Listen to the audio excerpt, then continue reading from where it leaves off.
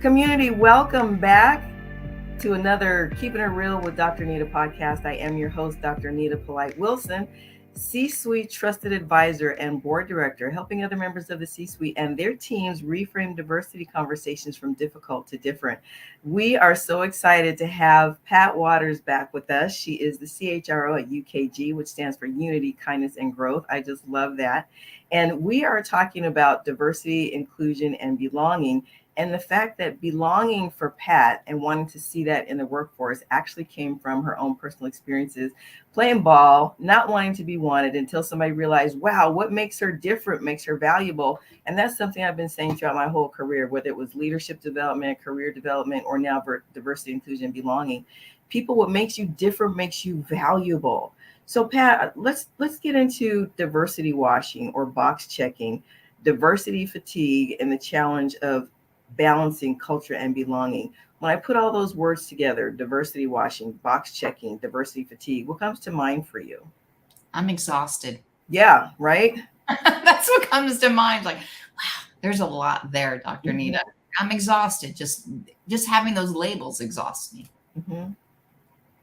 I get that. And labels are how we make sense of our world. We put things in categories.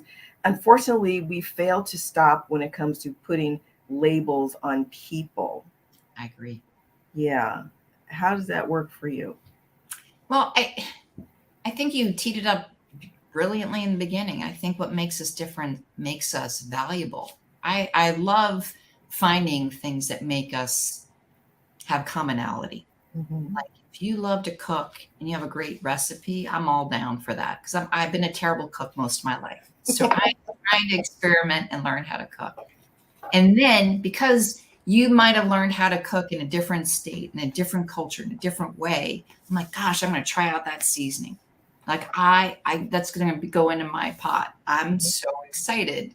And I found that anything that is like predictable, common, used without debate, without a rumble, I have less energy.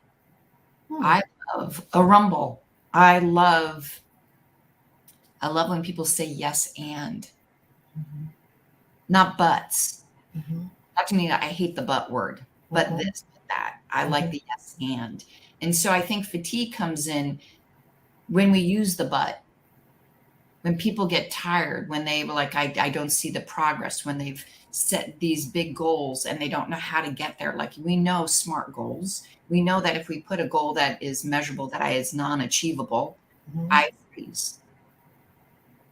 I don't feel empowered and I can own an outcome if it's done on high and they don't understand the landscape of really what it means to achieve X, right? So can you make the goal achievable? Can you make the path where I have freedom in my own framework to make an impact? Can I use my own flavoring in this solution? Can I add to it? Yes, and then that fatigue kind of melts away. It doesn't happen. I actually energize. And I see others energize. So I think I try to figure out a way to co-create, to make things tangible and small steps that over time create this most amazing outcome that people look back on and go, I didn't think we could do that. Look what y'all did, right? 1% change. Yes. Right? 1%. 1%. 1%. That changes the world. It does. Yeah.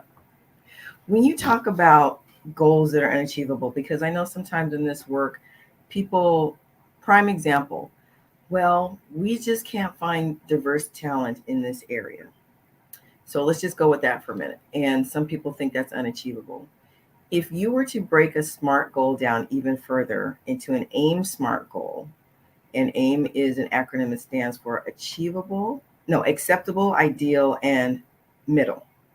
Acceptable, ideal, and middle. If you were to take that, well, we just can't find, diverse candidates in this area. What would an acceptable goal look like? What would an ideal goal look like? And what would a middle goal look like for you? So when someone says that, and trust me, I've been told that before. I'm sure. Right. Then I'm like, well, then how would you approach finding that talent? Do you believe that, my questions, do you believe that talent's needed, wanted? What do you think they'd add to the product, to the outcome, to the sales, to the this, to the that, right? So I want them to see why the talent is so important to success.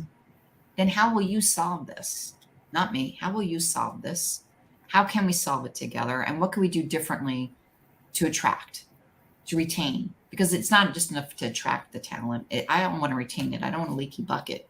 And that's where the belonging culture comes into play. Like if I can create belonging, then you're not only going to find your flow, you're going to live your flow. So that's kind of what I want. And when you ask those questions and they're like, all right, let's start small, to your point. Let's just change the pivot, the perspective a little bit. What if we didn't hire here, but hired there? What if you allowed them a regional perspective versus a city perspective, have more input? What if you change the job spec a little bit? What if you opened the opportunity and just play what ifs? In the what ifs, I've unlocked more than half the resistors in the what ifs, because they're now future forward. They're now proactively problem solving, and they come up with amazing ideas. I'm like, oh, let's try that out. Let's experiment. Let's iterate. Like after a quarter, what did you do? What did your pipeline change? Did your throughput get improved? Did you get blank? Yes, I did, but I would have done it this way. And well, let's try that. And they're like, oh, let's do it. And there's joy to doing that with them. But yeah, I've heard that a lot. And I'm like, let's change the conversation. Yeah. A very simple thing is, are you still recruiting from the same source you've always recruited that brings you the same people that you always get? That's, an acceptable change. And of course, the ideal change is finding that rock star. But then what's a middle, measurement for if we're saying we can't find diverse talent in this area? Well, middle is show me where that data lies. So I'll get challenging. Show me your data. Yes, I love that. Just show me your data, because I don't buy it. I'll go toe to toe. I'll hire a similar job, and I'll show you in the same location amazing talent. So it's not a supply issue. It's how you're sizing the opportunity. It's where you're going for that talent. I call them out on it. I'm like, let's take a challenge. There it is. Call them out. Show me the data. I love that. Data. Well, so when we're talking about data, when we're talking about doing things differently, how much and what type of humility is required of leaders who are the most effective at cultivating that culture of belonging? You have to be vulnerable first to create trust. The most challenging thing as a leader is you growing up being strong, right? And figuring out you have the answers. Now I want to change that song and dance and say, no, you got to show your team you don't have the answers. You don't know all the paths. You might have the right vision, but not how to get there. And then you'll unlock a lot more. And so teaching them how to own mistakes, share mistakes, be vulnerable, ask for help. I call it the leadership shadow. You do those things. And it's a simple concept if you see it. It's like once you see it, don't unsee it. But to get them to see it first is sometimes a challenge. So what I did recently, I brought in our top 200 plus VPs about your shadow and how you show up and what's the cost of that shadow. And Dr. Anita, one example, we had like little case studies, and one was Dr. Anita, you work for me. I'm super happy with all the work that you're doing. I have a group of 7 people. We're really, really busy. Today, we're kind of like really hoofing it on a few things. And so you and I have a one-on-one today at 2. And I'm just like, I don't need time with Dr. Anita. She's doing amazing. And so I think I'm going to give you the gift of time. I'm going to cancel our one-on-one, because who doesn't want time these days away from Zoom, away from whatever? So I send you a quick note canceling our one-on-one. Enjoy the time. You read that and go, I've been working on so many amazing things Pat's not going to know about.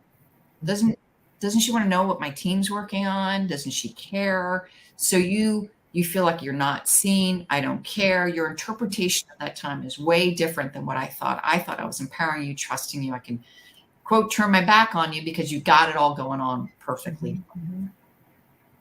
Our interpretation of that shadow was completely different. So what I told the leaders, like, before you cancel that meeting, call Dr. Anita up and say, hey, I've checked all of our to-dos. I think we're humming along. Do you want the time? Do you need the time back? I'm happy. I'm here for you. This is your meeting. How would you like to proceed? Put you back in the leadership spot, not me, for that choice. It'll change the shadow completely. They're like, I just did that last week. You should have heard them talking about their shadow, right? It was amazing. And so going small so they're self-aware, I think is a big step. Yeah. Shadow leadership, self-awareness, and vulnerability, they all go hand in hand. Too often we still think of vulnerability as being associated with weakness. And actually, I help leaders to understand that vulnerability requires bravery and courage. Because when you're vulnerable, you're putting yourself out there, not knowing how you're going to be received. And that absolutely is a vulnerable move. That being said, though, in our vulnerability, we're allowed to show up in our strengths. And that's what we're going to talk about the next time, is how we can use our strengths to cultivate a culture of belonging. Community, you know, you got to come back for this last conversation with Pat Wadors. She is the CHRO at UKG, and she's a LinkedIn instructor. So we're going to get into some of that in a little bit. A highly rated LinkedIn instructor, I might add. So please do come back. In the meantime, if you want to hear this conversation again or my previous podcast with Ms. Wadors, please go to my website, dranita.com. On the homepage at the top, you want to look for the Keeping It Real link to our podcast. And in the meantime, listen, share, like, and send me some feedback. These conversations, these real conversations from the C-suite are for you. And if anything from these conversations helps you to reframe diversity conversations from difficult to different, please share with your network. Until next time, this is Dr. Anita reminding you to stay blessed and keep it real.